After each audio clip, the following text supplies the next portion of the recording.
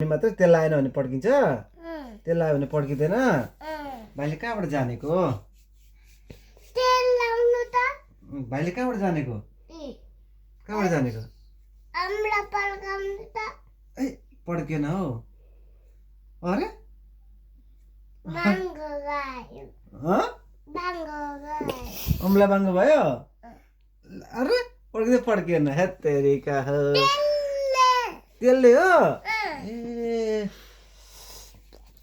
भाइको खोइ कोही सुरुवाल खोलेर गरौँ ल किन ल खाली खुट्टे हुन्छ खाली खुट्टे खाली खुट्टै कस्तो खाली खुट्टै खोलेन सुरुवाल खोलेर गरौँ ल उठौँ त